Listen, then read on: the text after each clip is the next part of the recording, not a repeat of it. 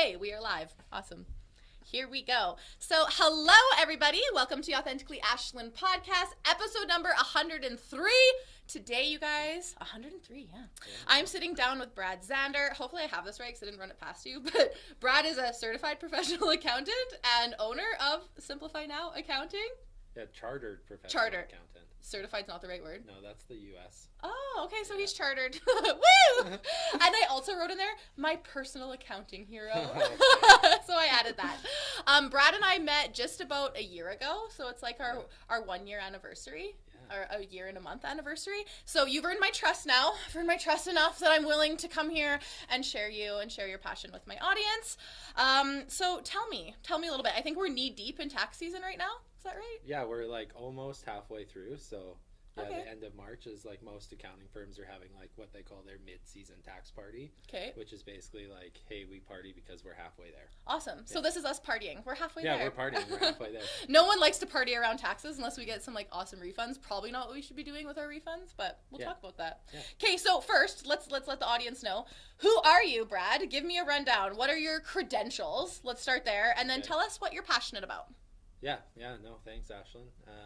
So yeah, a little bit about myself. So like, I'll go like way back. Take me back. Like way back. So I was born and raised on a farm in a little community called Salmon Arm, BC. Okay. So that's where I was born, and then my dad got kicked by a cow, So that ended his farming career. And wow. so then through that, he went to a community college, became an engineer, and we moved down to Vancouver.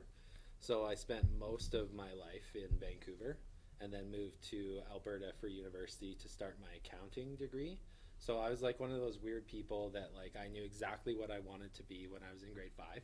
And you chose accountant. Yeah, so literally in grade 5, I chose that I wanted to be an accountant, and I never strayed from that, never questioned No it. Astronaut, no firefighter. No, it's just like I loved math, and like, so grade 5 I was doing grade 9 math. And wow. so I just had a love for math, and I was like, well, I don't think math teachers make very much money, but accountants make money. But little did I know that like accountants don't actually make that much money. Okay. We'll talk about that later. Okay. I'm sure. Okay. And so grade 5, I decided that's what I was going to be. So I moved to the University of Lethbridge. I had a friend who moved out to Lethbridge and found a cheap place for us to rent. So is that Warren? Yeah, that's Warren. Okay. Yeah. So he dragged me out here, and shout out Warren. And so yeah, then went to university. Third year of university, got recruited by an accounting firm here in Lethbridge, and then met my wife when I was in my third year of university as well. It was a good year. It was a great year. So got a job, found someone that I wanted to spend the rest of my life with, and then we've just been here in kind of southern Alberta ever since. Awesome. Yeah, so that's kind of like what brought me here. And so yeah, I worked at a local firm here in Lethbridge for almost 10 years. So I did kind of like the traditional CPA articling, spend 2.5 years doing your CPA designation, and then continued and worked on at that firm for just under a decade, and then time to start my own thing. And so I decided to branch off and leave them, and there was just kind of some fundamentally things that I found were broken about the accounting industry. Okay, we're going to talk about that. Which we're going to talk about, I'm yes. sure, because I'm very passionate about that. And so yeah, that's why I decided I wanted to do things a little bit different than a lot of accountants were doing, and so that kind of made me to kind of start my own thing. And so yeah, so I have a CPA designation. I specialize in financial technology, so utilizing artificial intelligence to kind of alleviate some of the administrative work and burden that comes with doing accounting, and how do we leverage kind of technology to make people's lives easier. And so I got into that probably about six-ish years ago. And before most of us have even heard about AI, truly. Yeah, it was kind of like really early in that journey, and like I had a couple really good mentors. So they kind of showed me the way of what things could potentially look like, and then that kind of fueled my passion to kind of master that and see how that could apply to as many business owners as possible. So.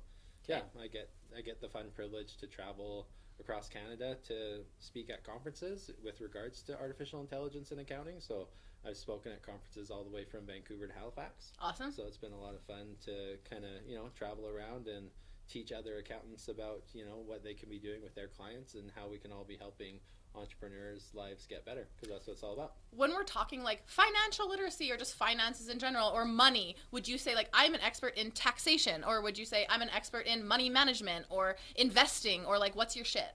Yeah, so I am an expert in financial technology. Okay. So that's really like, but all of those things combined. Like all of those things are important for like a well-rounded accountant. So like I would classify myself as a little bit more of a generalist when it comes to kind of taxation and money management and all of that kind of fun stuff. And really like where my specialty is leveraging software and financial technology. And so, you just need to know enough of the other stuff to be dangerous and to be able to give people good advice and not get them thrown in jail. So do you dive into investing at all? Yeah.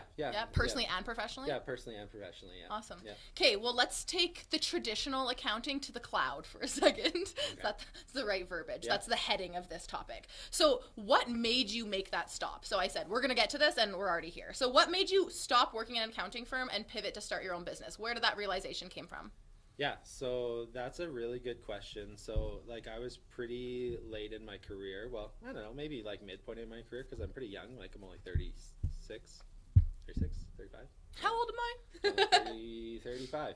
Yeah, I'm 35. Look, you just gained a year of life right there. Yeah, right? I turned 36 this year, but yeah, I'm only 35 right now. And so like, I don't know, maybe it was actually a good time, because, in accounting, like you really want to make sure that you have really good mentors for a good amount of time so that you can learn the basics and fundamentals, so that you can, if you are on your own, be able to continue to give good advice. Because if you don't have those mentors, because you can't specialize in everything. Like no one can specialize in everything. I'm sure that you see that in the fitness world as well, as that's like, hey, there's certain things that I can be really awesome at, but I can't be awesome at everything. For sure. Right? So then it's really important to have mentors to give you the basics of enough so that you're well-rounded enough that like your specialty is great, and then you can bring in everything else when you need to. Right.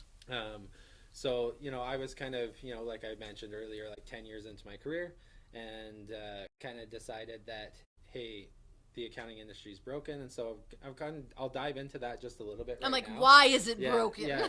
So, a lot of people, like when they think of accountants, they don't really actually have like a lot of interaction with their accountant. Right. And like, I don't know if that was your experience. Like they don't like bring them on their podcast and shit. Yeah. Like, like there's no like accounting sitting on your you don't bring your accountant to your podcast and like, hey, this is really cool, let's talk. Right. It's more so a, most people, they'll meet with their accountant like maybe once a year. Right.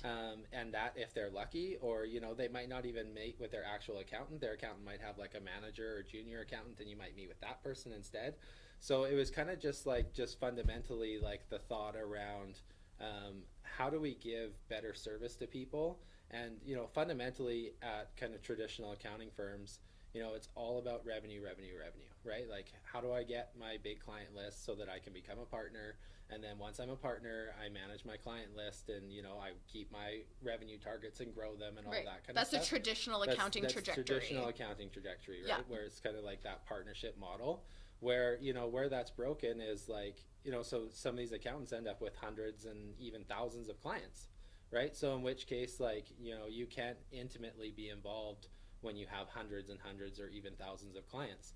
And so, how can we scale that back was my question, to say, how do we build a business where we can become intimately involved with our clients so that we can really understand their issues, but then also provide enough value that they're willing to pay us enough for us to say, hey, yes, we're comfortable having a lower client load because we still make the money that we need to live the lifestyle that we live and give great service to clients. So it's kind of like finding like that sweet spot balance of how do we provide value, and so like what is that value, and how do we help people understand what the value of working with us is, and then kind of set a standard price with someone so that we can keep the client list. I'll say like sub 30 is probably like a sweet spot, because if you think about having 30 clients, that's essentially like if you spent a whole day a month on a client, you can have 30 clients. Right. And so I feel that way with my client load too, where I'm like, I have done the mass clients, and you're like, oh yeah, what food don't you like again? Like you start to forget shit, or you run into them in a change room at a gym and you don't even know that you're coaching them. Yeah. I don't like that feeling. It feels icky. Yeah. And then honestly, like you're juggling in accounting, like you're juggling a lot of deadlines, and that's how balls get dropped, and then you have to you're giving bad service at that point. Right. So it's just kind of like making sure that how do we have a model that makes sense for the lifestyle that anyone that working at the firm wants, and then also bettering clients' lives and giving them good advice and giving them good service and being available. Because I mean, like, even like some of our relationship, Ashlyn, like, I haven't always been available, right? I also have a lot of baggage. So it's like sometimes even like, with our attempt to do this smaller model, like it's still, sometimes, 3-4 days, sometimes even a week later that we're getting back to people, which is, what we're trying to avoid. Right. But, in a perfect world we would, but we're not always there, right? But right. that's how we improve, and, we've got room to move and room to get better, and because you're this generalist and you actually have a lot of advice, you can give people advice on their business, not just on the balance sheet. But it's like, I've asked you about how do I get out of this lease, or can you look at this document, something that really is not what most CPAs would be doing. It's like a little bit extra. Like you really find like in accounting there are really kind of like I would classify really two different types of accountants. There's kind of, that person that, goes to the office, they put their head down, they punch out tax returns, or, they do bookkeeping and that kind of thing, and they're really good at that, but they don't have like that entrepreneurial mindset. Right. And then on the flip side, then we have accountants that do have that entrepreneurial mindset. And honestly, like a lot of those accountants are the accountants that become partners in larger accounting firms because they have that entrepreneurial mindset. Right. And so for people to not have that, some CPAs wouldn't be able to do some of the things that we do at Simplify now because they just don't have, the desire to kind of be out there and be entrepreneurial. But because we're also living the entrepreneurial journey, we know how, our entrepreneurs think. We know some of the struggles that they go through because honestly, like we go through the same struggles too because we're entrepreneurs. Right. And so it's like, how do we make sure that the team is entrepreneurial so that they can give that advice to people that is kind of outside just the financial side of the business. See, I didn't know that, but now I see the relatability through that. This might be like a question coming out of nowhere, but what's the Resurrection Gaming Company? Oh, yeah. So it's not necessarily, but it's part of you, and I did some digging, and now I have questions about this. So can you tell the audience about this other thing that you do? Yeah. So Resurrection Gaming Company is actually like a board game publishing company that I actually started with my two brothers. Okay. So it kind of just like a passion of ours. Like we've always played board games our whole entire lives. Monopoly? Like, we played a lot of Monopoly. Like one of my greatest childhood moments was when my dad, like we had been playing Monopoly for a long time. And so my dad made me the offer. He was like, I'll buy you out for $1 and a bucket of ice cream. I was like, done. And Game so over. The next day my dad took me to the store. He bought me a bucket of ice cream. I got to pick. It was Neapolitan. Awesome. And then I had 3-in-1. I had Neapolitan ice cream on my Eggo waffles until that bucket was gone. How old were you? I don't know. I was probably like 9. Oh, okay. So it was like just like the best core memory. Just like the best thing ever. I'll never forget. So yeah, we've been playing, like things like Ticket to Ride, Settlers of Catan, Monopoly, all the traditional stuff, and then a lot of non-traditional, more nerdy type games and that kind of thing, like our whole lives. And so this past year, my brother and I, so I mean, we're gonna dive into a rabbit hole. It has nothing to do with accounting. I know, but I'm like, I have to ask you about this because I have a major idea that I want to run past you. Of like, I want to fucking make a game, and so I'm like, oh, Brad could do this. I think so. Okay, let's hear more. Here's kind of like the long story. So like, my oldest brother, his name's Brian. Shout out Brian. Lives in Ohio. So him and I were really close when we were younger. Like I called him Big Buddy, he called me Bitty Buddy. Aww. And like we just had this really cool thing. So cute. Like he moved to Montreal for university, and like we really kind of like got disconnected after that. And since he's been on the East Coast and now living in the U.S. and that kind of thing. So last year was his 40th birthday. And so I decided that I was going to fly out to Ohio and surprise him and be there and celebrate his 40th birthday. And so we went out, and it kind of like rekindled like our old friendship and that kind of thing. And so from that, we decided that, hey, we were going to go to there's this really big board game convention in Indianapolis called Gen Con. Always wanted to go. And so through that, reconnection, we were like, let's go do this. And then so like through that, we spent, a week in Indianapolis doing nothing but like checking out board games. I love it. Like just random stuff. And then from there, we were like, we could do this. Like we could make a board game. Yeah. Or, like we could start doing stuff. And so then it kind of like got into, some discussion around some of the old games that we used to play that are now like out of print and non-existing. And so then, the initial conversation was like, okay, well, what do we do from here of how do we bring that game back? So like, how do we do a refresh and re-release it and that kind of resurrect thing. It. Resurrect it. Yeah. So hence the name Resurrection I love it. Games. I love it. Yeah. So that's kind of where it all kind of stemmed and came from. And so, we've been kind of, been chatting with, some pretty significant licensors like Disney and Warner Brothers and Amazon. Shut up! This is a big deal. Yeah, Why'd you tell me this before? Yeah, so it's so cool. Like this like side passion project that's become like really interesting to negotiate like these licensing deals to use like these big IPs in games. Any licensing that would be okay with like edgy rated R games, or this all like wholesome family games? Yeah, so like for example, like because my idea is edgy. We've got a game in development right now that's based in the Game of Thrones universe. So okay, like, it gets kind of edgy in the Game of Thrones world. So so we're looking at kind of releasing our first products this year. And so it's not only games that have been produced and you're bringing them back. You can create an original idea game. Yeah, so like the game that's coming out we have 2 games that will come out this year. They'll come to crowdfunding later this year. One of them's a collectible card game, and one of them is like a small box card game. Both are original designs. And you designed them? Yeah, so I designed them with, my brother has helped as well. So it's kind of like, he's kind of like the brains of, he's a big marketing guy, so he's kind of like the relationships, the contracts, awesome. Negotiating and all that. And I'm just like, hey, let me like design the stuff and then we'll play test it together and see if it's any good. And so, then we'll have our first 2 games kind of out this year, but it's kind of like, it's just been like this side passion project that, 2 brothers that used to be friends that, kind of lost touch, became friends again. And now we're doing this fun thing together. I love it. And it's something that is from your childhood. Yeah. And you're resurrecting your childhood a little bit. Yeah, a little bit. Yeah. So, I mean, like if we have our way, like we'll make $1 million this year selling games. Shut up. It's like, okay. Yeah, that's like, so cool. So fun. So like maybe I'll be like a part-time accountant, part-time game Don't leave me. You like, just got on the whatever. pod. Right? Don't leave. Okay, you've already proven that you're much cooler than traditional accountants. We've got that part. And like you guys have to see Brad right now. Like if you obviously this is audio, but Brad's wearing sweats. He's got a pullover hoodie. He's got a hat on. Like he did not come suited up with a briefcase. He didn't dress up for me. He dressed down for me, which I appreciate way more actually. So I'm even wearing my skate shoes. Oh, amazing. I kind of got some skate shoes going on too. What aspects of accounting do you feel like are outdated? Or what aspects is it like, this is where I'm not traditional. This is the pieces I need to change. Yeah, I think, coming back to some of the previous discussion, that a lot of it, the problem is with like, how do we have enough time to service clients? Right.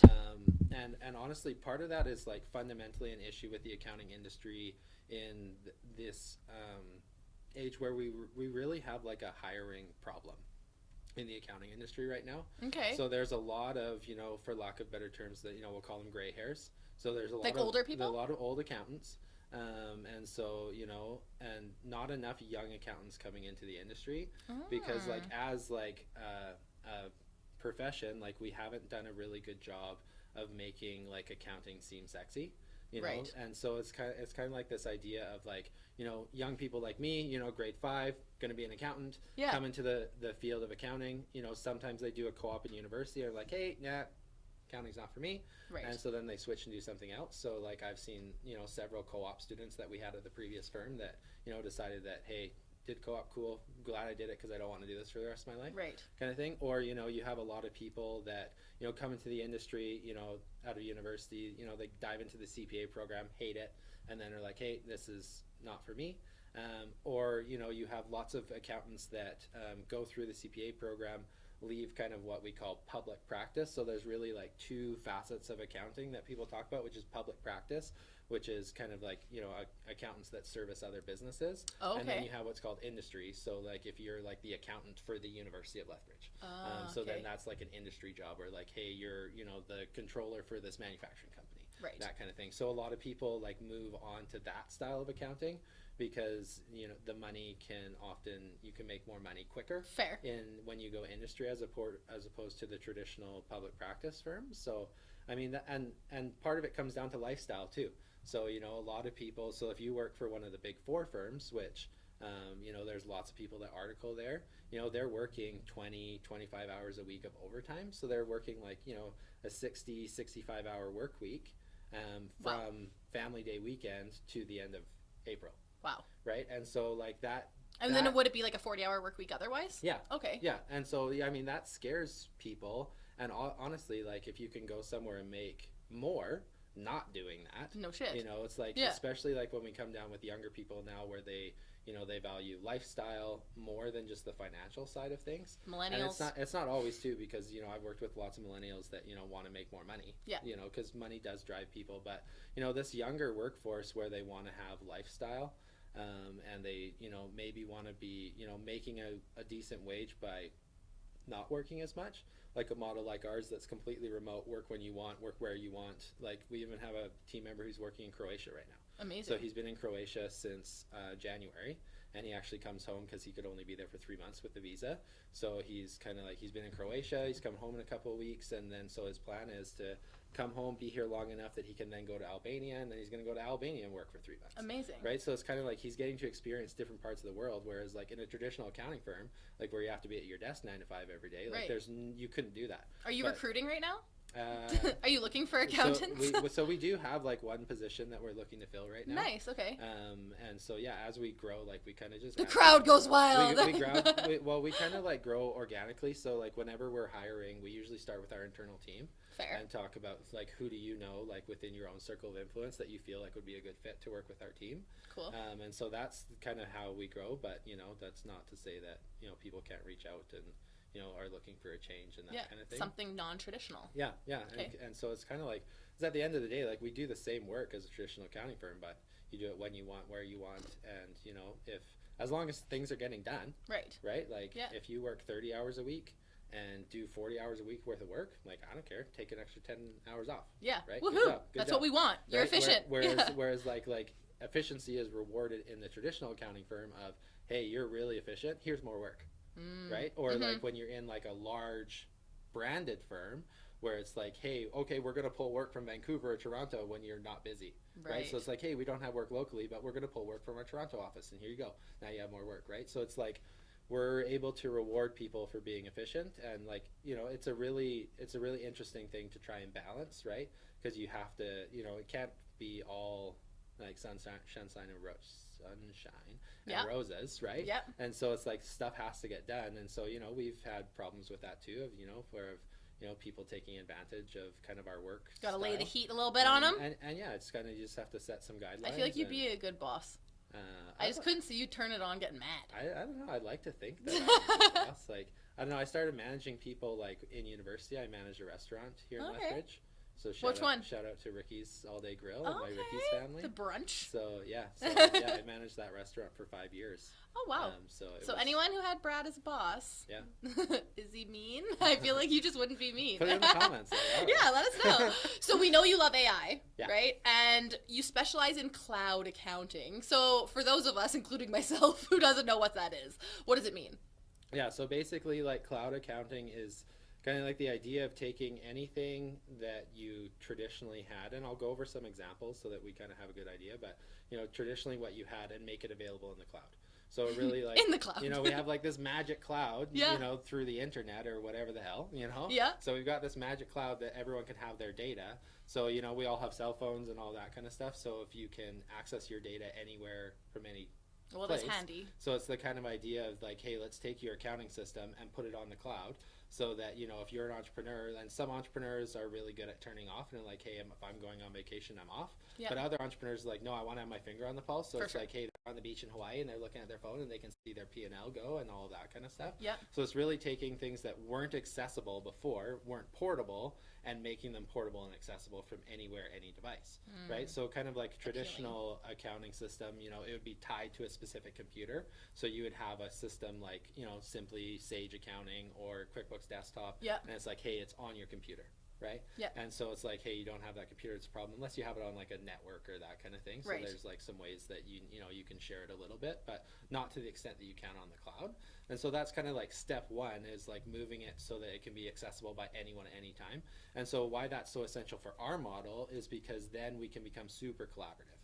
right? And so it's like, for example, Deja's doing the bookkeeping, she has some issues, she can call Warren can pick up the phone, he can open it up on his side, she can be like, hey, I'm having a problem here, he can be like, okay, click here, here, here, and here, and then kind of, help some of that troubleshooting and that kind of thing, and it allows us to be a little bit more collaborative.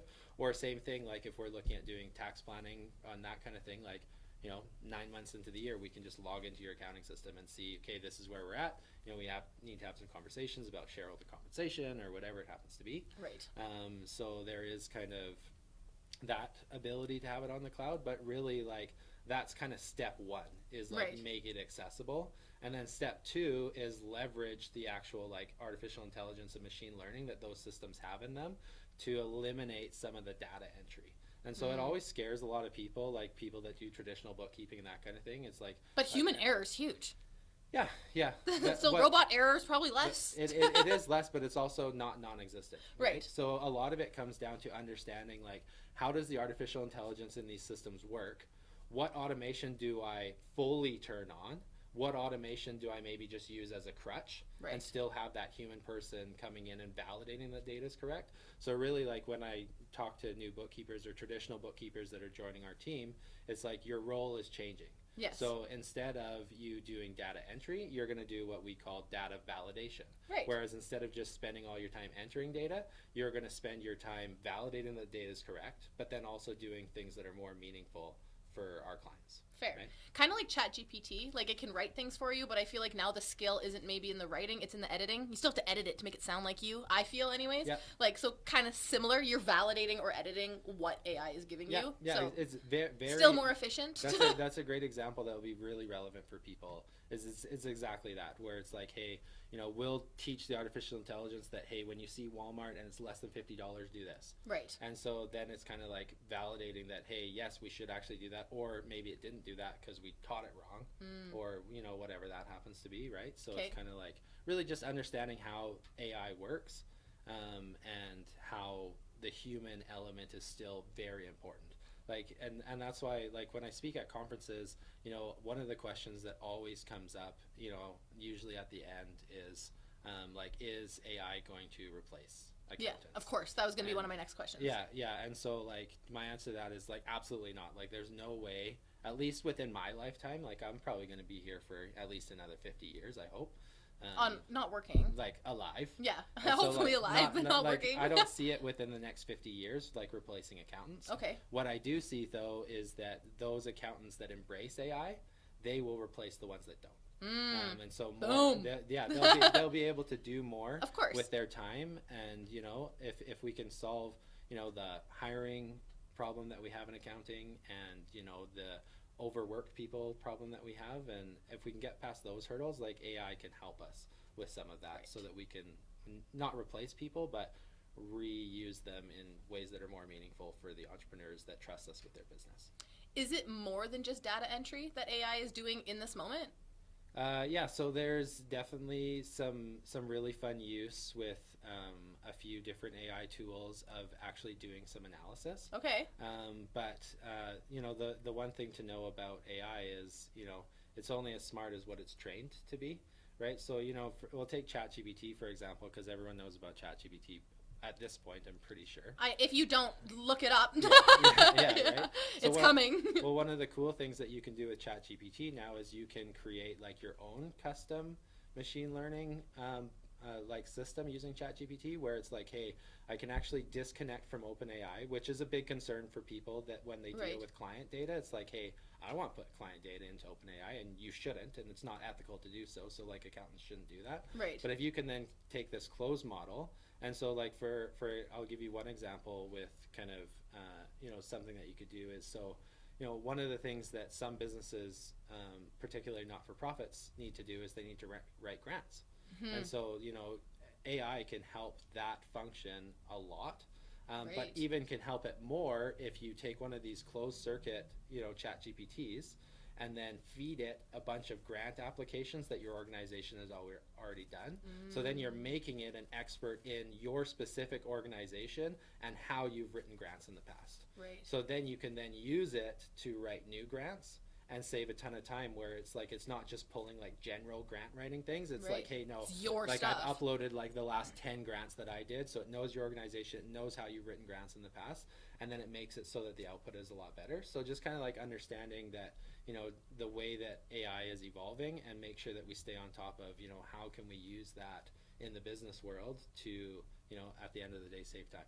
Right. Right. If you were in university right now, I don't think in accounting you probably write too many essays, but is that something that someone who's in post-secondary, for myself, like even in a science degree, I took lots of English classes, or even in science, I had to write so many different freaking theses or whatever. I could feed an AI now and be like, here's all my last 10 lab reports.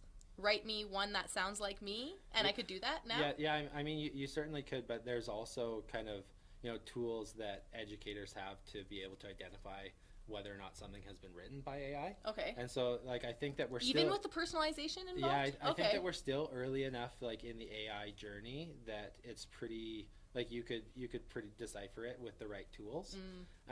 But I think that certainly, like, within the next 10 years, like, I mean, you know, professional education is going to have to change, because, you know, you're not going to be able to do as much of that content writing that we used to have to do. So sad. And if you think about, like, even like the olden days, like pre-internet, Yeah. right? Like they didn't have information. Like when we went to university, it's like, Right. you know, we had all the information. We didn't have like a bunch of encyclopedias that we looked at out of Did date you MLA information. format or whatever it is and do all the references, last name, comma, year? Do you remember doing that? Yeah, oh Yeah. yeah. So I mean, like, I think education's going to have to change. You know, To embrace AI? to embrace it, Just like we had to embrace the internet? It's like this thing that's not going to go away, Right. right? Like I mean, like, you know, Google's probably like a gold standard at this point for like internet search engine, Right. you know, and so, you know, whether it's ChatGPT or whether it's Claude.ai or whether it's a machine language model AI that hasn't come out yet, like one of them will become like the Google of this language model AI tools. And so it's just kind of like they're not going to go away.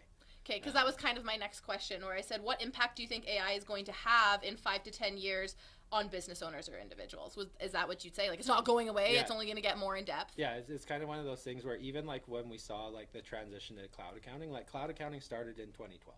Oh, wow. So that's when the first cloud accounting software came out. And so, like, as an industry, like, cloud accounting is still like relatively in its infancy. We didn't even have like internet or Safari on our phone in 2012. Yeah, I don't even think.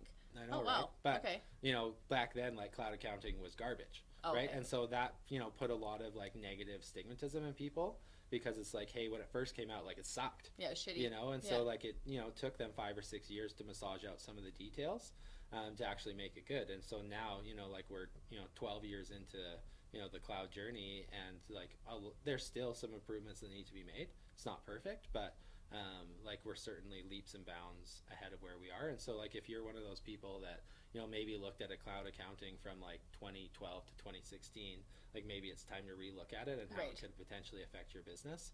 And so, like, I would say at this point, from the larger accounting firms, like, every large accounting firm at this point is doing something with AI and in cloud accounting. Yeah. And so if you're, they're embracing it. They know. Okay. Yeah. And so if you're working with an accountant that's not or has no expertise in that, I would probably, you know, look at, you know, what potential other options are for people that are embracing technology, because it's going to help you as an entrepreneur see the impacts of technology in your business, and then kind of ask yourself, okay, well, what else can I apply technology to in my business to alleviate some other pressure? Like, we pay for, I think it's called Cinder through our company, and I think that just takes like whatever our payments through Stripe and categorizes them or something. Like, something that we would be paying Deja to do hourly is now done through the subscription, right? Yeah. So then it frees up her time to do other more meaningful things instead of just data entry. Yeah, and a lot of the circumstance, like, I often talk to people about this idea of being leading edge but not bleeding edge, right? Nice. So, like,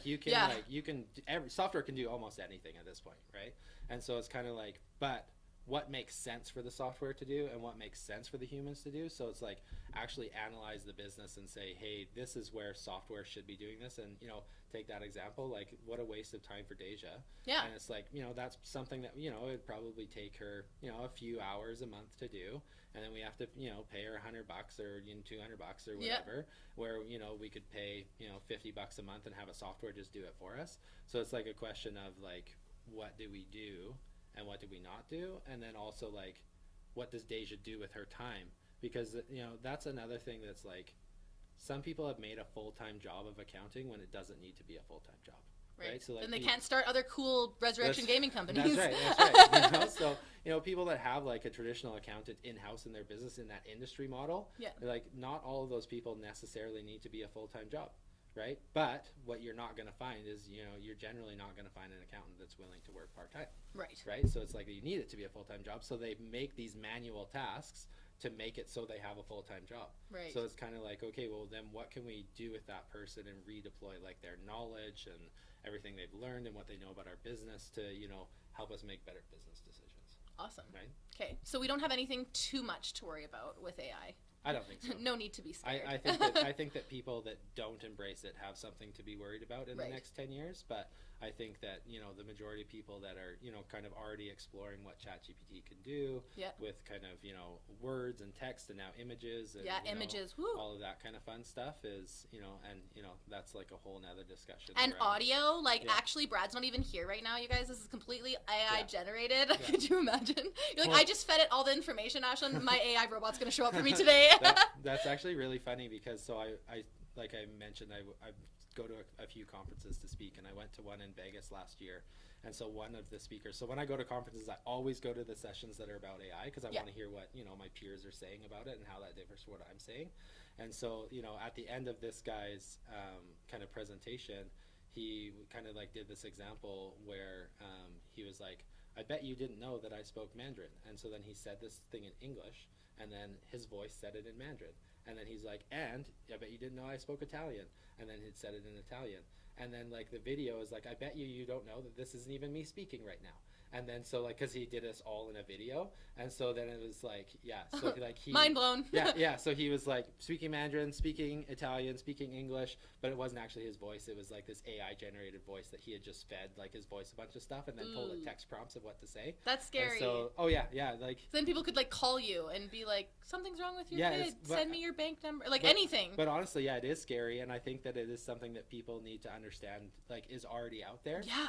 So that, you know, you are kind of doing your due diligence of questioning things. Like when you do get a phone call, it's like, was I expecting that phone call? Right? It's kind of like one of those things that, you know, it's been happening for ages. Like old, you know, Ethiopian princes sent you faxes like ages ago, right? It's no different. It's just now it's in the digital age. So now we just need to make sure that, hey, we're questioning, you know, that Ethiopian prince fax, only it's, you know, maybe grandma's voice that's telling us to do something. And so then maybe it's like, hey, maybe I should call grandma and say, hey, did you ask me to send you this $500 or buy you an Amazon gift card or whatever it is, right? Because the other thing too is like, you know, to be able to do it effectively now, like they have to have access to that person's voice. So like they won't always be able to do that. Right. But it is definitely something that, you know, as kind of like hackers get, you know. Well, my voice is everywhere. We've done 103 episodes, so I'm fucked. well, it was just like, you know, I think this was like 3 or 4 months ago. Like, so there was a big spoof online with Mr. Beast. Like, I'm sure most people know who I've heard about that. And so, like, so basically, like, what they did is they took Mr. Beast's voice from tons of his YouTube content, and then they made, like, this marketing campaign for this gambling app that was like, hey, you know, it was Mr. Beast's voice saying, hey, this is my app, you can make money, you know, and because everyone knows who Mr. Beast is and what he does, or what, you know, is put out there that he does, you know, people believed it and found themselves losing a bunch of money to this app, where meanwhile, like, he had nothing to do with it. Wow. And did he come out and be like, fuck that shit, that's not me? I didn't follow the end of it. You're like, all I know is that's fake. I just followed the problem. I'm like, his mouth isn't even moving in the video. Like, his mouth wasn't moving in conjunction with the words. So, like, if you're, like, again, questioning it, like, it's obvious. You're mindful that it could be the case. But not everyone is thinking that way yet, which we need to start. Okay, guys, start thinking it. Watch your back for AI. Okay, let's move on to taxes. Okay. Just kidding. Question, how old are your kids? So we have a guardianship of my 15-year-old niece, and then my oldest son is 10, and then we have a 6-year-old and a 4-year-old. Okay, so wow, you got your hands full. So say you were explaining taxes to like your 10-year-old. Yeah. What would be like, this is what taxes are, if you were trying to explain it to like an elementary school student? Because that's where I feel like some people's financial literacy starts. Yeah. Well, like, we won't even get into the history of taxes because that's really frustrating to talk about. Okay. If anyone wants to talk about it, like, reach out to me and we'll chat about it. But the history of taxes is frustrating. So kind of think of it as kind of like this idea of kind of collectively. So this is like, I'm going to say this is like the ideology of tax. So don't get mad at me, like, if like you have a different opinion about like how the government spends our money and all that. We're not Yeah. going to talk about like whether or not it's good or bad. Like Right. we're just going to talk about It's what it is. conceptually, like how would we explain this to a child. So, you know, if I was teaching any one of my children about it, I would kind of think of it as a way of, you know, so we have, you know, this agency, you know, call it the government, that they provide a lot of things for us, you know, so, you know, education system, roads, like all of that kind of stuff, you know, programs that help people and, you know, all that kind of stuff. So collectively, everyone that works gives that organization a percentage of what they make. And so, you know, if you made $10, you know, you're going to take, you know, $3 of that. You're going to say, here you go, government. You know, that's my taxes to thank you for all of the things that you provide for everyone. So whether it's government programs or, you know, roads or, you know, education or whatever it happens to be. And then we get to keep the 70%. Right. And so that's kind of like how I would explain it in kind of layman's terms of where it's like, hey, you know, there's, you know, the government, they're supposed to do all this stuff for us, you know, whether they do or whether they use the money responsibly, like anyone can discuss that for hours, but Right. like conceptually, like that's the idea of taxes is that, hey, we're giving this money to this organization to provide everything else for kind of society and civilization in Canada. Okay, so now say we had to take that, and actually I typed that into ChatGPT, by the way, using my AI. I was like, if you were to explain taxes to an elementary school student, what would you say? And Man, ChatGPT says, taxes are like a contribution we make to our community. It helps pay for things like schools, parks, and roads so everyone can enjoy them. So that was AI response. Yeah, so it's like, I mean, it Just basically like says the same thing, right? So say we had to talk about it in terms of math then. Is there like a formula like A plus B equals C? That would explain taxes on a large scale? Because I actually tried to make a formula myself. And I'm like, could this simplify it? Yeah, so really the short answer is no. Okay. I mean, the long answer is kind of. Like, we could do, like, rough estimates, but it's the way that Canada has their tax system designed. So we have kind of like a staggering tax system where it's like, hey, if you make in between X and X, your tax is this. If you make between X and X, then tax is this. And if you make X and X, tax is this. So like you can use, you know, again, tax planning software, or, you know, for people that love to have fun with Excel, like you can write Excel formulas that will be able to calculate, you know, what tax would be if I made $100,000. Right. And like I said, or use software that's already designed to do that. Like that's available now that people can do, but it's not as easy as saying, hey, take whatever you make, times it by 38%, and that's what it is. Right. Because not only do we have to worry about federal tax, but there's also provincial tax. So if you're talking to someone who, you know, is in Alberta versus in Nova Scotia versus in BC, all of the provincial tax rates are different. Ooh. So federal tax rates are the same because they're federal, but all the provincial tax rates are different. Okay.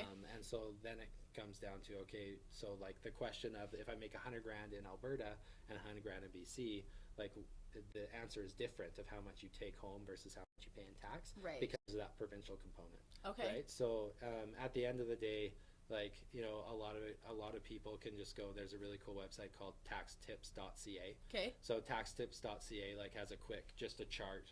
So like if someone's like calling me on the phone and like I know, or they're talking to me and they're talking to me about personal tax, I'll like on my computer open up taxtips.ca because they just have a chart there that's like, here's the federal and here's the provincial rates for all of the provinces, right, including a chart that shows what the combined rate is if you were in any province, so that we just have that at our fingertips when we're discussing.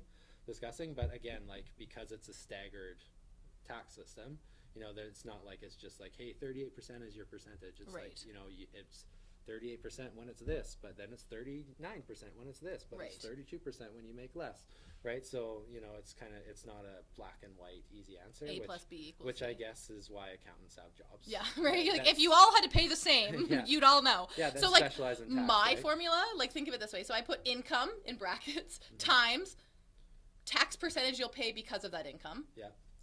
Minus any deductions that you have. Yeah. Equals the taxes you pay. Yeah. Okay, so now let's dive into each part of those formulas. Okay. So like first part, the tax bracket cutoff. So what is the cutoff? Do you know this off by heart? Like drilling you? Like just like roughly, like, so, you know, it's, and probably the problem is it like changes every year too. So does it? Okay. Like changes it every year. So like I think in 2023 it's from 0 to 53,000 is kind of like your first tax bracket. Okay. And that's kind of like the lowest marginal tax rate, and then from 53,000 to I think it's 106,000. It's a big spread. Is a big spread.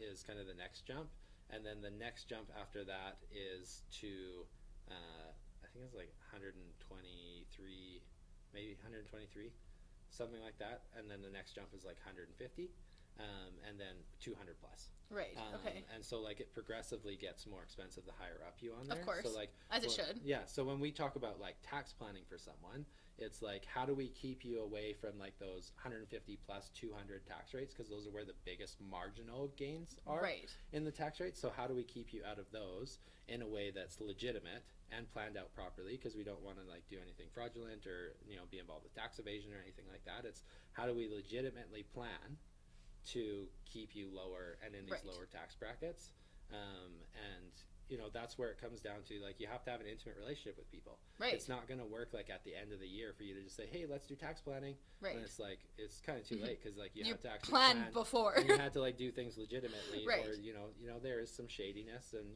there's black and white and gray, and some accountants are very black and white, other accountants live in the gray, and like I don't know, we're in the standpoint is like, as long as we feel comfortable sitting in a room with CRA and explaining the situation on your behalf, like that's where we'll live. I would never feel comfortable in a room with CRA. I know. You're like probably just like sweating just thinking Seriously, about I'm like, CRA oh, today I have to meet with Brad. Thank fuck we're not talking about my money.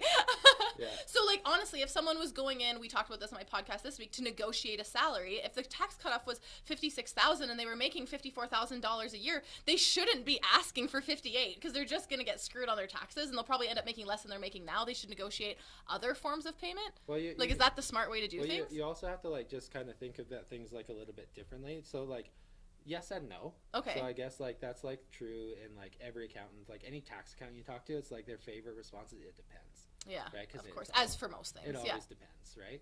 And so like it's not as black and white as that, because of the marginal tax rate system, like you pay the lower rate on 0 to 53,000, regardless if you make 58. So if you make 58, you're still going to pay the lower rate tax on the first 53,000, and you're only going to pay the higher rate. Do I feel stupid that I didn't know this? I'm like, okay. No, because our educational system doesn't teach us about taxes in school. Yeah. Right? Like there's things fundamentally wrong with education. What about payroll tax? Are we get into that? No, let's not talk about that. It's okay. The podcast knows. They know how scared I am of payroll tax.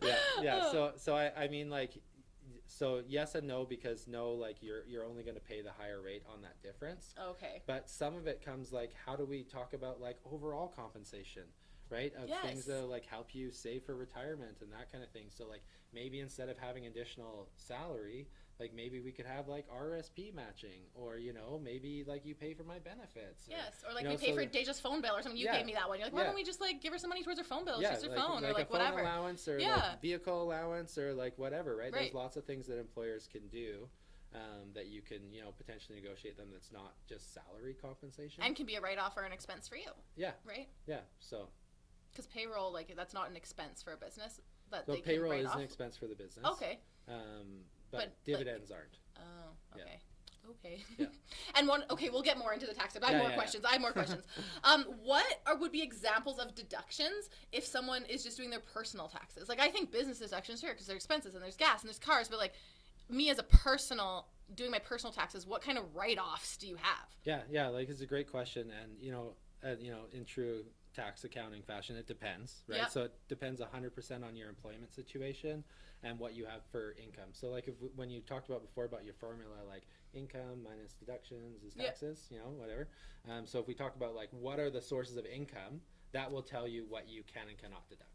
Okay, so if your source of income is just your salary from your company so if your source of you income for. Is just like T4 salary, your deductions are quite limited. Right? So, everyone gets like basic, the basic amounts, and you're paying to CPP, you get a deduction. You work in Canada, you get a deduction. You're a human being, you get a deduction. Okay. Right? So it's like kind of you get like your basic stuff, and then you're a human being. depending on what you do. So like if you work in firefighting or teaching or that kind of stuff, there are like some micro tax credits that they can claim. And so that kind of like there's a few of those like one-off professions that, hey, if you work in XYZ profession, you have an extra deduction. Okay. But for like general people, like most people look at whether or not they can deduct what's called employment expenses. And so we'll talk about that in just a second. But the other basic things are like medical expenses and donations. And so a lot of people like medical expenses, like often like the general taxpayer usually doesn't have enough medical expenses to actually make a difference. Okay. So it's like it's based on a percentage of your income or a lower threshold, and usually the threshold is around $2,000. Okay. So if you haven't spent $2,000 on medical expenses in a year, you usually don't have enough to claim. So it's one of those things where what would constitute like a medical expense? So like, can I open the door? I'm hot. It is really hot. Yeah. Sorry, I told you it was gonna get hot in here. This door doesn't offer that much airflow because it's only to another room. Yeah. But here, I'll clip this off. So things like These are hot. kind of physio, dental that you pay out of pocket, eyewear, prescriptions, like if you pay into like a private medical plan like Alberta Blue Cross or something like that. Oh, that's an expense. Okay. Yeah, so it's really only if you're going to have like over 2,000 that you need to look at it. So what I recommend to my clients is that if just use one credit card for all your medical expenses. So whatever credit card it is, anytime you do a medical expense, just use that one. Okay. Because then at the end of the year, you can just go to the credit card login page, get a CSV of all the transactions, sort it by vendor, and then you can do a quick check to see, did I have enough medical expenses? Yeah, and AI could probably do that for you. Yeah, right? So that's kind of like an easy way to kind of track those to know like if I'm going to have enough. But so the biggest thing that people potentially could have would be employment expenses, but you can only deduct employment expenses if you have a special tax firm from your employer called a T2200. Oh God. So it's basically like a form that the employer can fill out that says, hey, we've required this employee to incur expenses that we do not reimburse them for. Oh, okay. So the most common one that you see people sign it for is for like home office expenses, now that we live in a post-COVID world and lots of people work remotely. Yep. And then also travel expenses. Like those are probably like the two biggest ones that employers would. So like my employees work from home, but I'm not giving them an allowance to buy a new freaking desk chair. You fill out a T2200 at the end of the year, you give it to them, and then it explicitly states on there that, hey, I require this employee to pay for XYZ type of expenses. Right. They pay it out of pocket. They can deduct it on their taxes. Could Perfect Fit for You write me a T2200 because I'm working at home you're now? An employee, yeah. Yeah. Oh, okay. You have T4. Let's do that. Yeah. I would like some home expenses. Yeah, but your situation's a little bit different because we do other stuff too. Right. So, okay. Yeah. We finagle. Yeah, we monkey around. I think. Yeah, that's what you said. We'll monkey around with those numbers. I was like, whatever that means, as long as it's in my favor. You monkey as much as you need to monkey. Yeah. Okay, so same question, but now there's going to be a longer answer. I'm assuming a plethora of answers. Plethora. Plethora? Is that the right word? Okay. Okay. A Pandora's box I'm opening. How about that? Yeah. What about deductions in a business? So you're running a business. What kind of things can you write off? Yeah, so I think, like that's a conversation that will vary from business to business, right? Different types of businesses would have different types of expenses. So again, it's like one of those things where it depends. It depends, yeah. But I would say kind of like on a general speaking, like the way to think about it is really the tax system is designed in a way that like you should be indifferent from if you're just an employee to if you're a business owner. Right, so that's kind of like how it's supposed to be designed, where it's like. What do you mean it should be indifferent? So, for example, like I'll give you an example of something you don't deduct. So I buy work clothes, right? Yeah. I shouldn't be able to deduct that in my corporation because as an individual, if I buy work clothes, I can't deduct it, right? So it's kind of that kind of mindset. Now, with that said, there's some gray area and loopholes and that kind of thing to kind of think about on an overall tax planning strategy. Again, things like having a home office and the expenses related to that, or using your personal vehicle, so now you have mileage and that kind of stuff. So there's some things that you can deduct in a corporation that, in a personal side, it would require you to have one of those T2200s that you can just do in your corporation. Right. And so as long as kind of it makes sense for your business model, and we're actually doing the things that we're deducting for and all of that kind of stuff. So, that's kind of a way to think about kind of just deductions in the corporation in general, is like philosophically, you should be indifferent from whether you're an individual or a business owner. It's just kind of like less red tape when you're a business owner. Right. And again, it's kind of just some conversation around how do I use my pre-tax dollars more than my post-tax dollars with some of those things that are allowable to be used. Right. Like I think one of the common ones that a lot of people don't know about is like your insurance policies, like life insurance, critical illness, that kind of stuff. Yeah, you said that. Yeah, so that's completely allowable to use your corporation to pay for those premiums. Whereas, and that's it's like a couple $100 a month. Yeah, it's like one of those things that you don't always think about, and and that's again part of the problem of if you don't have all your advisors kind of collaborating together, like, not always the person that does your life insurance policy understands like your full corporate side of things. So like if your advisors aren't collaborating, then you're not going to be able to have the benefit of those kind of things. But there's just like some general conversations, like when we meet with a new client, it's like, hey, let's review kind of last year's accounting, see what's being deducted, what's not being deducted, and at the end of the day, accountants kind of die on this thing of where you sign off on it, that it's like it's your risk, it's not the accountant's risk. Now, I mean, like, there's always risk, and you could always sue your accountant and that kind of thing. Right. But at the end of the Watch day, out. they'll have you sign an engagement letter that is like basically identifies them from any sort of anything. Right. And so it's really like they're pushing the risk onto you as the taxpayer, as even they though probably like, should. Yeah. hey, we're claiming this, but like you've agreed to claim it, so like if CRA ever comes back to you, it's your problem, not ours. Right. Kind of thing. And so that's pretty standard in like an engagement letter jargon. So like if you have an engagement letter with a client, with an accountant, it probably has something along those lines in there. Right. And so it's just at the end of the day, like as a business owner, you can literally claim whatever you want. So we'll go. So back. I claimed fake boobs once. Yeah. Do you think that would be a good one? I think that like given I'm like, but given what you do, I guess because like at the time, like you were a fitness model and like, that's what the corporation was doing. Like there's definitely an argument that it's a legitimate. Well, I didn't get caught. No one came back at me on that one. I mean, like there's an argument there, right? Yeah. But then it's also there's an argument against. Right. So it just comes. She would have got tits anyways. Yeah, exactly. I didn't. I got them for the business. Yeah, okay. Yeah. And it's like, and then I hated them, so I took them out. Yeah, Kind of exactly. thing.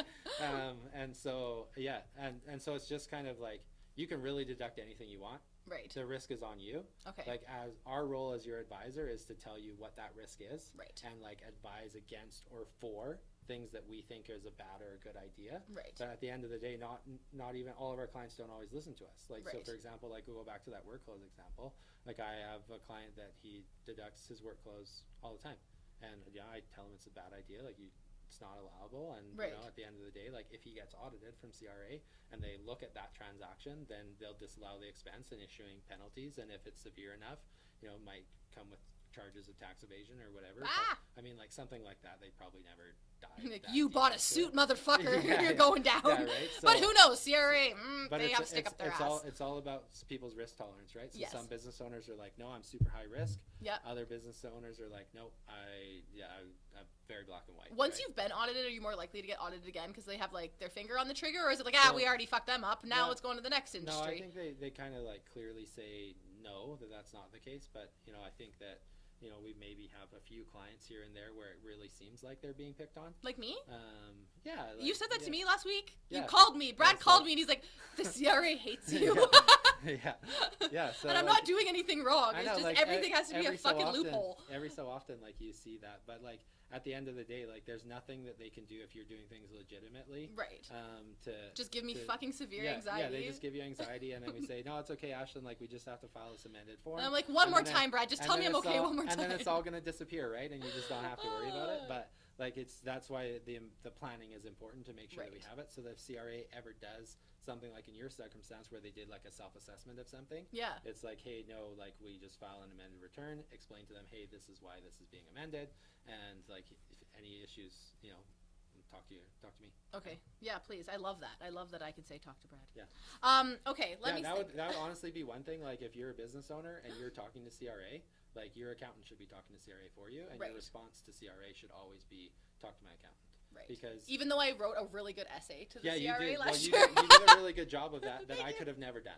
Oh, right? thanks. Right? You probably got ChatGPT. You'd have an AI write it better than I wrote it. Yeah, maybe. No, I'm like, I'm trying to defend myself, but I actually don't even know what the fuck I am talking about right now. I'm just trying really, really hard to get some sympathy. I don't know what I did wrong. But that was when we first started working together. Yeah, right at the beginning. You had already sent that before we worked together. Right, so that would have been something I'd say, you write it, I review it, and then you send it off, right? Because sometimes CRA will try and get information out of you that you maybe don't necessarily need to give them. Right. And so like as accountants, like we're not going to do anything unethical. We're going to make sure that we give the information that they ask for, but we're not always going to give them information that they don't ask for. Right. I'm like, right? here's my dad's death certificate. Here's a letter from my doctor saying I had a miscarriage. See, I'm telling the truth. Yeah. Please forgive me. Yeah. Hey, it worked. Like a little bit. Hey, We got some money back. We did.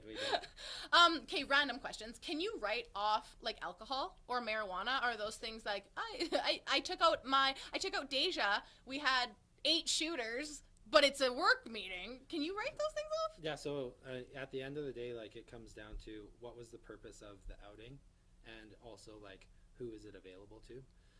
What do you mean, who's it available to? So, like, who on your team is available to go out for outings? So, Deja. for example, like, if you have a company policy that's like, hey, we take our company out for lunch every Friday. Yeah. And it doesn't matter what you order. You order drinks, you order whatever. Like, company policy is we go out for lunch on Fridays.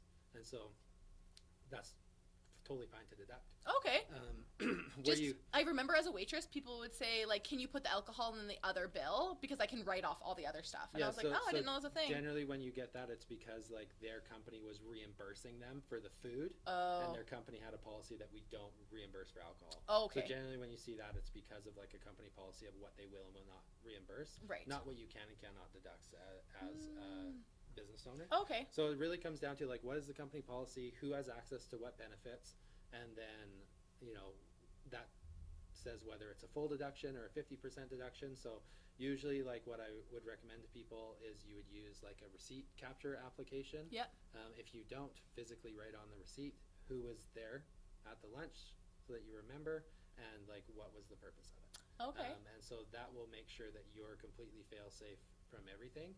But again, like, so if you don't have, like, a policies and procedure manual for your business, like, that's something that we should be talking with an HR consultant about kind of like ASAP, so that things like that we can say, hey, this is a company policy, so that we can have a full deduction on that because it's available to all employees. So it's like, if the benefit's available to all employees, it's treated a little bit different than, hey, I'm taking XYZ person out for lunch. You only get a 50% deduction. So it's about making sure our policies are set up in a way that's beneficial for tax purposes. Okay. And it's something that, again, if your HR consultant isn't talking to your accountant, then, some of that stuff won't be in there. Right. Right. So me and Deja are doing a 420 podcast.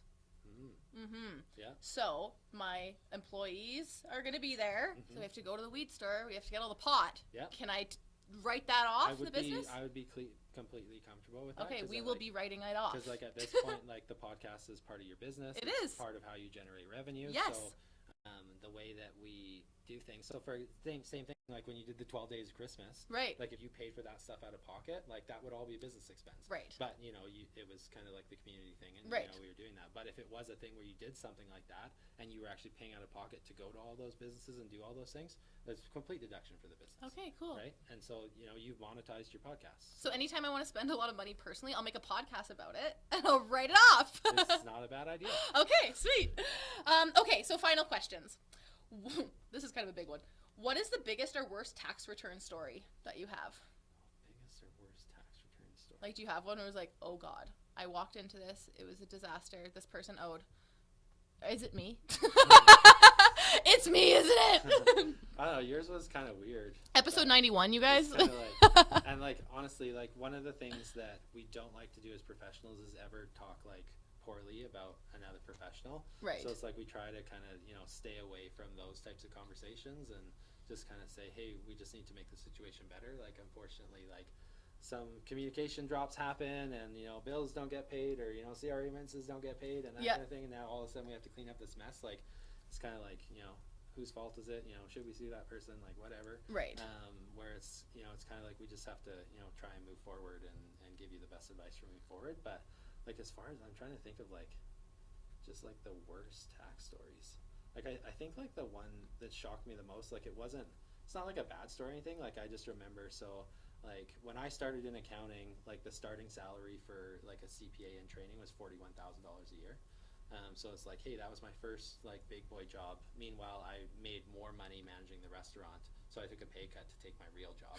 Wow. And so, like, I just remember doing one person's personal tax return, and they owed the government over $1.5 million in personal taxes. What? And it's just like, I couldn't even fathom that at the time. Like here I am, like making like But were they making like 20 million yeah, or like making, okay, like, a okay, whole ton of money, right? So it's yeah, like not a big deal to them, but right? it's like but it's just one a of those lot. things where it's like I've never seen one that big. Like since. they can fund the But whole it's like- park themselves Yeah, each year. Yeah, so it's just like, man, we should charge these people more for their taxes because Right. it's like, you know, they can clearly pay it. Totally. What about like a good return story? Has someone like me also? Brad, I'm so nervous. Actually, Ashlyn, you're getting this massive return. Yeah. No, I did have a client like a couple years ago. This was actually it was only last year, where they had their return done by a previous professional, not you, by the way. And so they basically had kind of taken it and done it, but they didn't actually get to know the person. So it's kind of like when you get to know the person and what they can and cannot deduct. So again, like back to that, hey, it depends. Like, so as we get to know people, we can say, okay, hey, here's some legitimate business expenses, and here like you made RSP contributions and that kind of thing, and that previous accountant didn't ask some of those basic questions. Or hey, you want to apply for childcare subsidies, so you can't take all these dividends to make your business look better because you're going to pay $800 a month more in childcare, which is really going to screw you doubly. Yeah. It's like when you have kids, like you have child tax benefits, exactly, kind of considering that kind of thing. So with this individual, like there was just like some of that basic stuff that was missed because they used a provider like that only like they charged them $50 to do their personal tax return. Wow. So it's like you get what you pay for. Okay. Right? So it's like you got a $50 return, whereas like for the same return, like we charged them $250. But we were able to like refile their tax return and got them like an extra $5,000 in their pocket just because of things that were missed. Right. And so that it's always like a thing when we're doing a refile like that. There's always the risk that CRA audits it, and so that's why it's always like, okay, well we make sure that we're doing it legitimate, and right. then, like if CRA does audit it, it's okay. We have everything ready to send them quickly, and then it just gets resolved, right? Perfect. So it's kind of like one of those things where it's like, in accounting, you often get what you pay for. So like you see kind of lots of people that might charge less. Yeah. That's because they're going to get you less, right? Fair. So I am definitely of the standpoint of like we should always make you more money than you pay us. Wow. You have for me. Yeah. So thanks. That's kind of the goal, right? Of like, hey, like the value that you pay us, like you should get that value back. So whether that's directly dollar for dollar on taxes, right? Of whether it's, hey, we helped with this penalty situation, so now you're paying less penalties, or whether, hey, we found these other deductions, so we're going to amend your personal tax return or your corporate tax return or whatever it's going to be. Or it's other value in kind of just the relationship that we have of like really intimately knowing each other and giving you good advice, where you were able to take that advice and make a good business decision that made you a bunch of money. Yeah, right? Like absolutely. That's what we should be doing for clients, and unfortunately, traditional accounting, like we don't always have the time to do that because there's hundreds and hundreds and thousands of clients. Right. So you kind of already answered my last question. Deja actually was like, you need to ask him this because it drives me nuts. So sorry to Deja's family because she was saying this was you. She's like, what does he say to people who say, I'm not paying for someone to do my taxes. I can submit them myself. It's all laid out in the guidelines. What would an accountant do any differently? Yeah. So that's what it is. Well, but there's actually two sides to that. Okay. So like actually like if you're hiring a professional, so whether it's someone at like H&R Block, like go to Walmart, H&R Block's there. Yeah. Or going to their office, or like whether you hire a CPA like myself or one of the firms here in town. The first question would be, so first thing, you'll get what you pay for. Yeah. But the second thing would be like there's actually people that don't need a CPA to do their tax return. So like a lot of kind of like standard individuals like probably are just fine going H&R Block or doing it themselves, right, using like a U-file or a TurboTax or that kind of thing that just goes through all the questions. And personal tax is one of those things where it's like if you have kind of like a more complicated situation, like it makes sense to have a professional doing it. But if you just have like a T4 and have no employment expenses, maybe have a donation, a couple medical things, like it's actually probably more beneficial for you to pay $13 and use U-File or ProTax. I'm not ProTax, TurboTax, and just do it yourself. Okay. But kind of know that you are potentially leaving some stuff on the table. But you also don't want to pay someone $200 to do your return when you could just do it yourself. Right. And so I would say for a lot of basic individuals, like personal taxes really aren't that complicated, particularly with software. Right. Because they use AI to pre-populate your tax return for you based on the answers that you gave. Okay. Right? And nowadays, the software can actually connect to your CRA account and it will automatically download your T4s and all that kind of stuff. Okay. Right? So if you're like a basic individual, like just have kind of like a T4, no employment expenses, maybe a donation. If you're a basic accounting bitch, you just use the TurboTax. Just do your own return. Okay. And then like if you have a family friend that you trust that will look at it, maybe Perfect. do that. But if you have something more complicated, like maybe you have a business, whether it's a sole proprietorship or a corporation, or maybe you have rental properties, or maybe you have a significant number of investments, then that's the time where it might be a thing that you talk to an accountant. But one of the things, like coming back to what I mentioned earlier, because we're at such a hiring problem in the accounting industry, like even a lot of accountants are firing a lot of their personal tax clients. So you see that with a lot of firms right now, that's like, hey, if you're not a corporate client, sorry, you're also not a personal tax client. Wow. And a lot of that comes because, at the end of the day, like they've, as firms, just accumulated people that, really they shouldn't have. Right? So it's really like those people that it's like, you really should just be filing this yourself. It's really easy to do. And so, if you're one of those people, then so Deja's family. Yeah. So I don't know what they do, but sorry, Deja's family. It's just like a regular T4, it's kind of like, to do TurboTax. But it's like, if you're more complicated, I would at least like have like a discussion with someone to get to understand things, or listen to this podcast and reach out, and I'm happy to chat with anyone. And, awesome. And but at the end of the day, like unfortunately, like we don't have it in our education system to teach people about taxes. Right. So I would, at the end of the day, you can always educate yourself on YouTube and that kind of stuff too. Right. So even if you had like a little bit more complicated, you could probably get away by doing a little bit of research yourself. But for certainly, like if you have a business and that kind of thing, like you should have your accountant. Yeah, definitely have an accountant do it. I had an accountant do it. Okay, it just didn't pan out for me very well. Okay, so I have to ask you. This wasn't on the list, but I was like gonna bring this up at the beginning, but then we got into like history and stuff. I'm curious.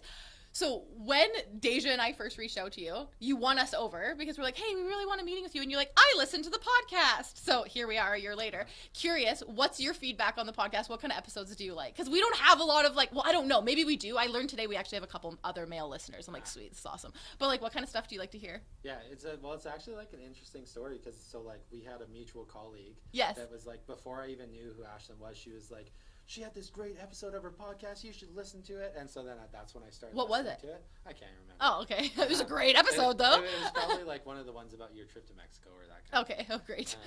She's like, this is awesome. Like, she's episode awesome. 5 is always she's just bomb dropped. Female entrepreneur, because that's one thing. Like, I love female entrepreneurs. Awesome. So Woo! like one of the things. Shout out females. Yes.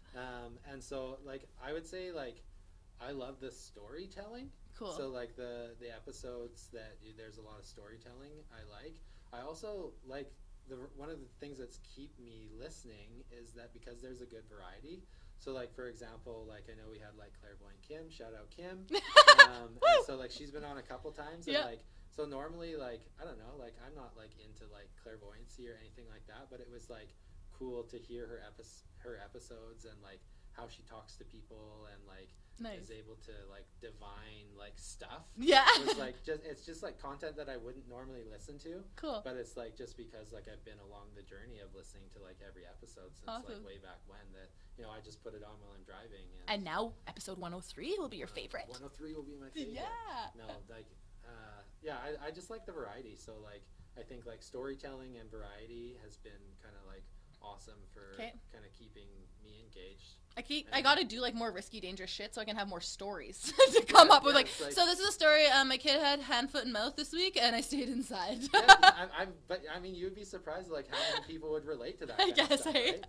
of where it's like, hey, like I imagine you probably have a lot of mom listeners. Yeah, I think like, so. Lots of people with young kids, so it's like even to tell some of those stories, right? Or that kind of thing would probably be very relevant. It might hit. Very relevant to people, but like I mean, it's really like for you to look in the back end and see like what are the viewership telling us and that kind of thing. They're all over the place.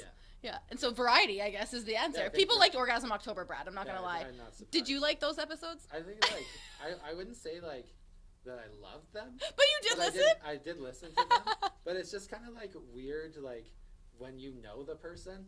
when you're like, because I mean, like, I know you, but like, don't know you. So now we're going into a meeting with Ashlyn. I just drove in from Tabor listening about her butt plug. Yeah, and I like shot across the room, and like, that's super fun. Yeah. So like, now let's talk about taxes. Yeah. So I mean, like, it's not like it's awkward or anything, but because I'm just not an awkward person. Yes. But it's just like, again, it's like one of those variety things where it's like, would I probably have listened to a podcast about that? No, probably not. But did I listen to like Authentically Ashlyn talk about it? Yeah, I did. Oh, well, thank you. I appreciate that. So if anyone out there wants to find more of Brad or of Simplify Now, where would we send them? Yeah, so they can reach out to us either like through our website, www.simplifynow.ca, or they can send us an email at hello@simplifynow.ca. And yeah, happy to chat with anyone about their situation and see what things they're going to be like, is this Brad or is this a robot? Yeah, is this a robot? And if you don't know, then he's doing a dang good job with his AI. Yeah. And I mean, like at the end of the day, like our vision, like our company is called Simplify Now because like our goal is to simplify people's lives and use that through technology and that kind of thing. So like, if you feel like your business life is complicated, maybe it's worth a reach out to kind of talk about how we can simplify things and simplify them now. Absolutely. So if you guys really want a taste of how I've simplified things, go back and listen to episode 91. Brad was along for that ride the last year, and like it was a very hard year, but a very progressive year. So thank you. Yeah. Happy to be here. Okay, thank you everyone for joining us on another episode of the Authentically Ashlyn podcast. We will catch you next Wednesday on the next one. Ciao. I always thought that was like a recording. Oh, really? That's like your voice. Do I say it every time? Same with the beginning. Hello, everyone. Yeah. Well, I probably should because that would be automated and that would make it. But then how else do we finish the